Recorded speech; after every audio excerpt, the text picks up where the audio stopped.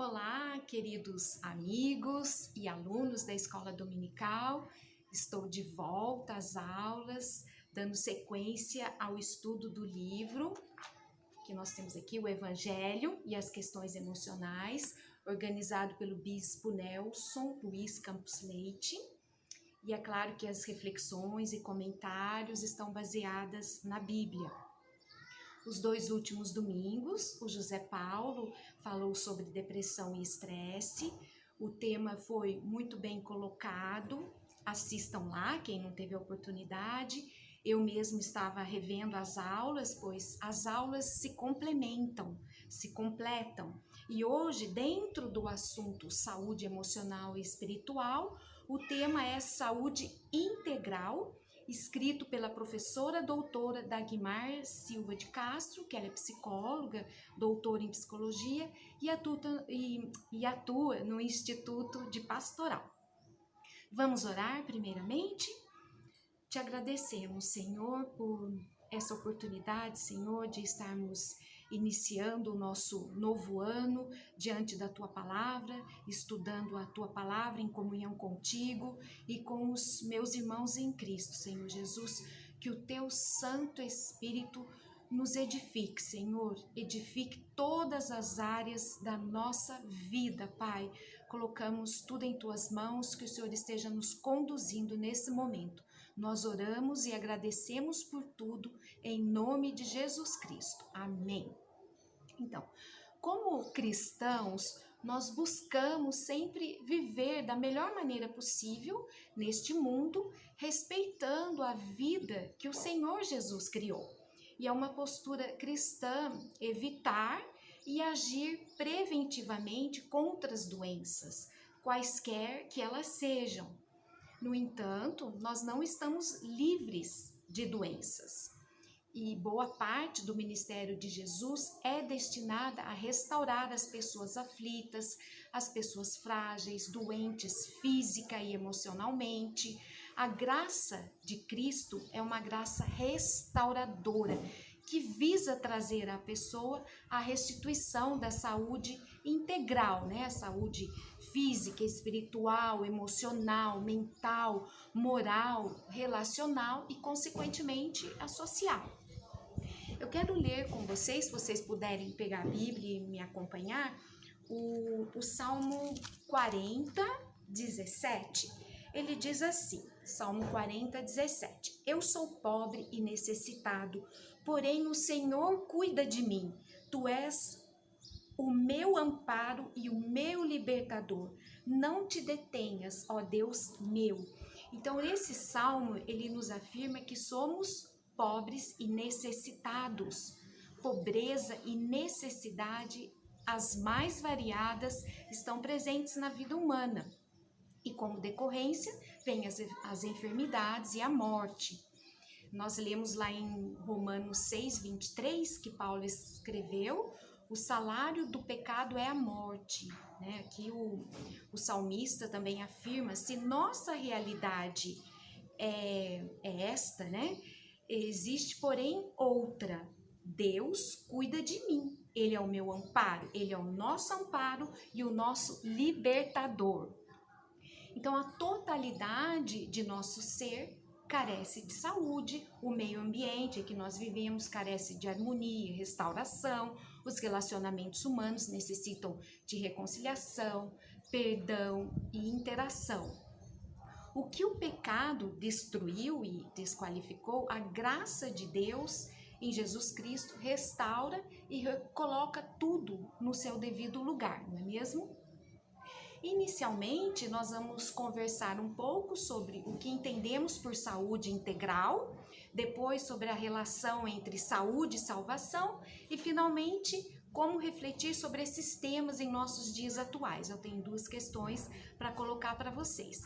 Então, nós vamos lá. Saúde integral. Para a Organização Mundial de Saúde, saúde é um estado de bem-estar físico, psíquico e social e não somente a ausência de enfermidade e de doença. Então, é importante, aqui em particular, para o nosso estudo, entender a diferença entre enfermidade e doença na Bíblia, né? Isso é importante entender isso, porque enfermidade é de cunho espiritual, a palavra nos explica. E a doença é algo que todos nós estamos sujeitos porque vivemos num corpo físico. Então eu tenho aqui em Mateus 4:23, eu separei esse texto que nós vemos Jesus curando toda sorte de doenças e enfermidades entre o povo. E lá em Lucas 7:21, curou Jesus muitos de moléstias e de flagelos e de espíritos malignos e deu vista a muitos cegos. Aqui, segundo ainda a Organização Mundial de Saúde, esse conceito amplo sobre saúde permite a compreensão de que ela é o equilíbrio em todas as áreas da vida humana. Observar que na cultura vigente, né, na cultura que nós temos vivido, nós como cristãos, nós não podemos ter ou passar por situações de doença. Isso estaria associado a não ter a bênção de Deus. Muitos movimentos religiosos assumem esse discurso do Deus mercado, né, que afirma o princípio do prazer e a satisfação de todos os desejos, distanciando as pessoas de qualquer contato com a dor, ou seja, não podemos sentir dor.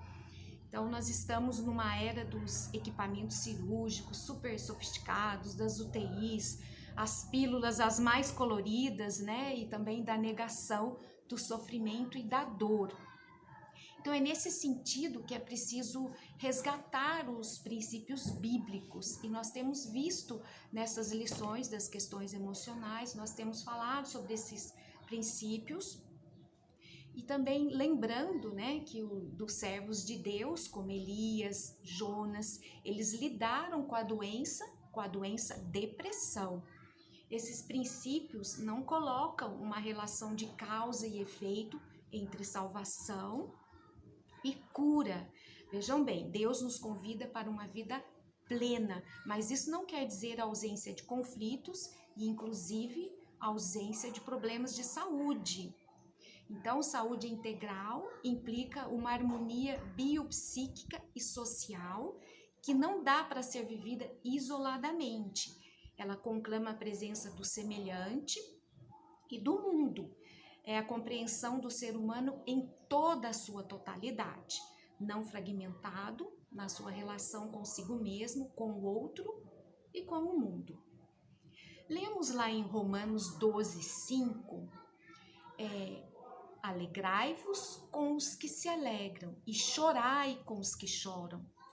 Então nós entendemos que nossa tarefa não é ter preconceito, nossa tarefa não é julgar, nossa tarefa é cuidar, é acolher.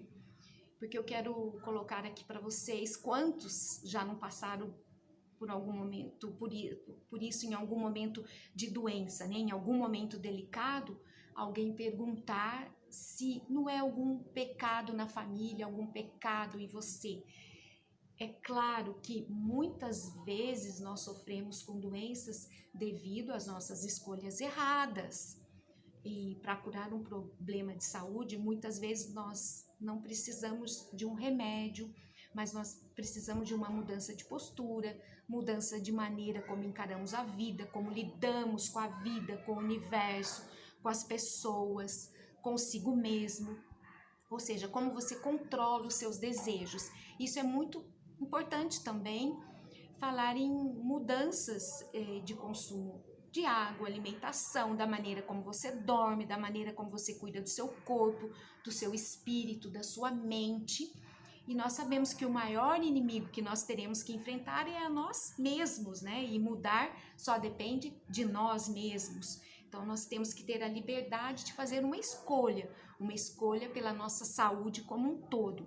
E isso eu estou falando em hábitos de vida, né? Lembrando também que aquilo que é de Deus, eu vou passar, nós vamos passar. O que é de Deus, nós estamos sujeitos a passar e Ele vai nos dar sabedoria, discernimento para enfrentar. Então, nossa tarefa é cuidar. Essa é a mente de Cristo. É um exercício diário, né, que nós aprendemos fazendo. No cuidar do outro, nossa mente vai sendo renovada. Bem, a professora doutora Dagmar Silva de Castro, ela escreveu que falar em saúde integral é ir contra a maré dos oligopólios de laboratórios e hospitais. É um chamado para resgatar o contato direto do ser humano com Deus, a natureza, consigo mesmo, com o outro e com o mundo. Então é importante rompermos com o individualismo e nos voltarmos para o coletivo, pois saúde integral envolve todas as dimensões da vida humana. Eu não posso ter individualmente a experiência de saúde integral com um planeta poluído, com pessoas passando fome, alimentos contaminados por vazamentos de algumas usinas e tantos outros problemas que nós temos convivido atualmente. Então, nós somos chamados a intervir nessa realidade e buscar alternativas para a vivência da saúde integral. Vamos avançar mais um pouquinho agora. O que nós entendemos por saúde e salvação? Tradicionalmente, subordina-se a cura à salvação da alma. Em Marcos 2, depois eu gostaria que vocês lessem Marcos 2, 1 a 12, que fala a cura de um paralítico em Cafarnaum. No verso 5, eu vou ler agora, vendo-lhes a fé, Jesus disse ao paralítico, filho, os teus pecados estão perdoados. Então, nós devemos entender a cura do doente em todos os seus aspectos.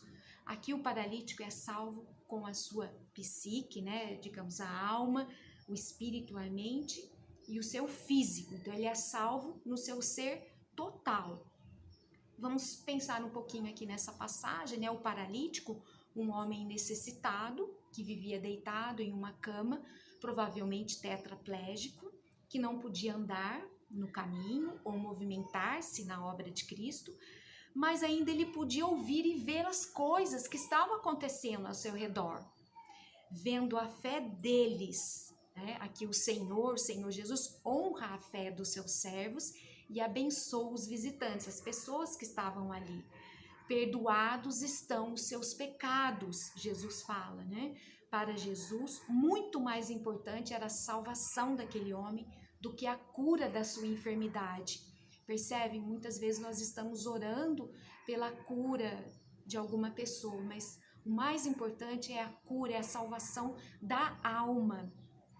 Então, no verso 11, Jesus fala, eu te mando, levanta-te, toma o teu leito e vai para a casa, vai para a tua casa.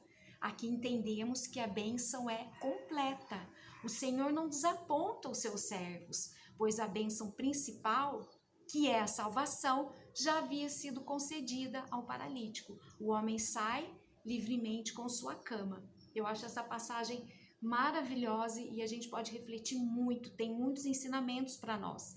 Depois que o homem, que esse paralítico tem uma experiência com Jesus, o caminho fica livre para ele ir ao Senhor quando ele quiser, quantas vezes ele quiser.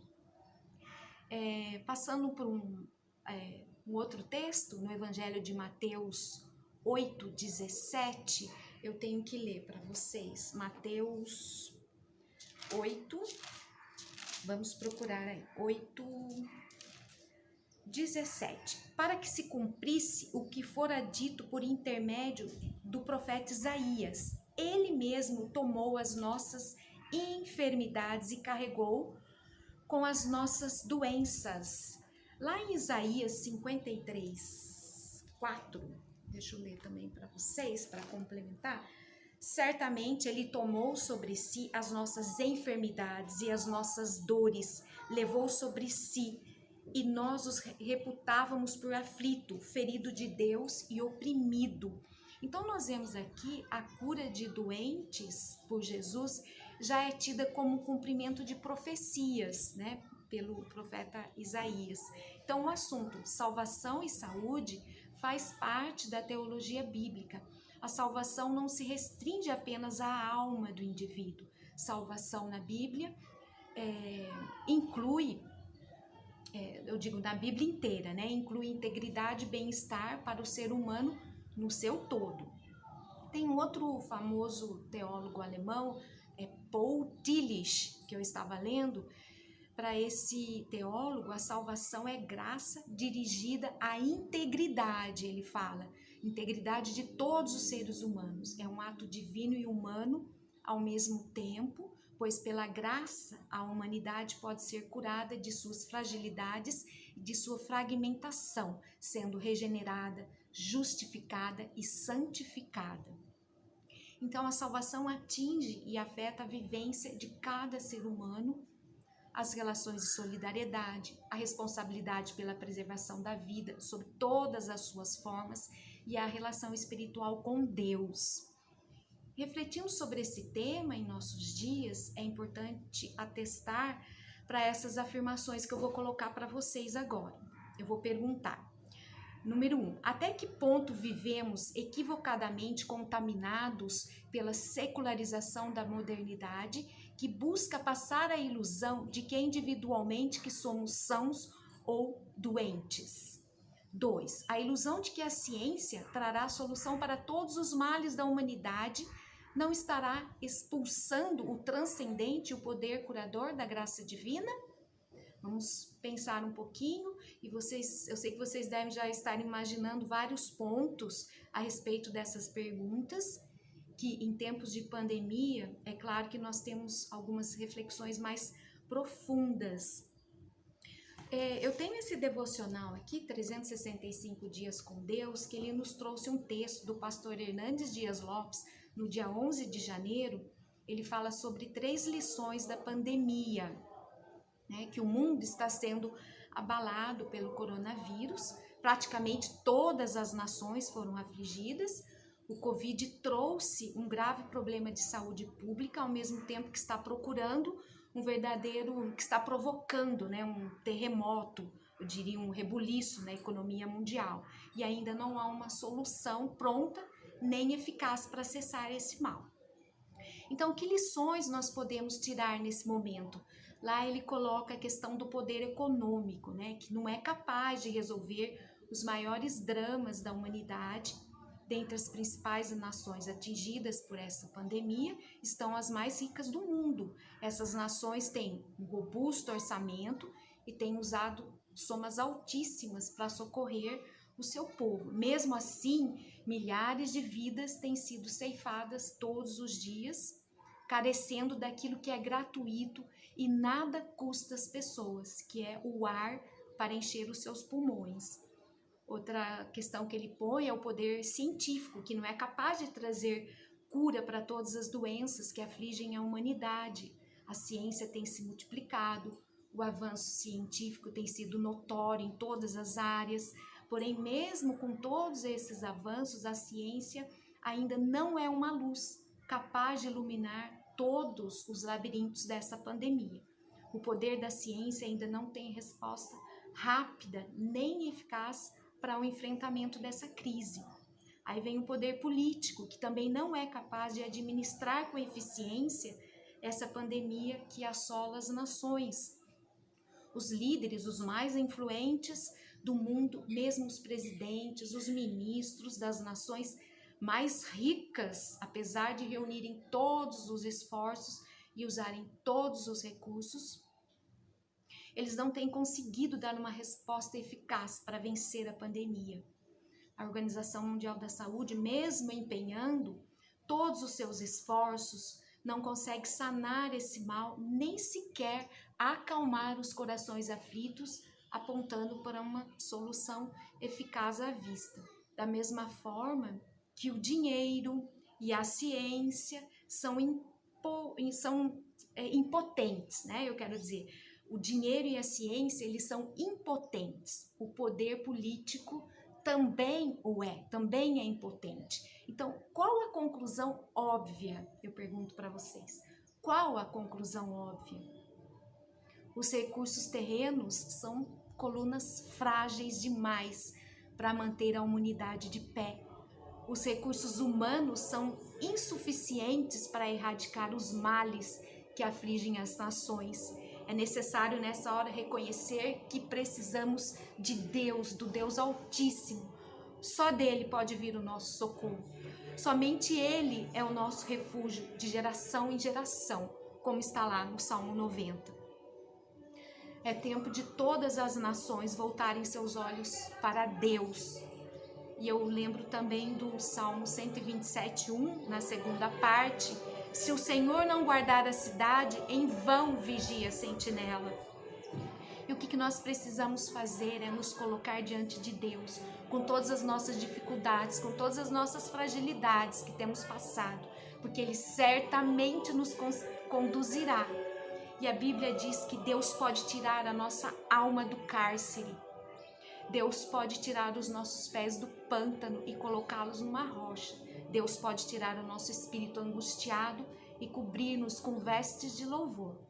Que maravilhoso que é isso, que segurança que nós temos em Cristo Jesus. E eu vou deixar para vocês meditarem nesse Salmo 142, que é maravilhoso. E também vou deixar uma tarefa super deliciosa, que é vocês ouvirem a canção Com a Minha Voz Clama ao Senhor. Eu posso até ouvir o coral cantando essa canção.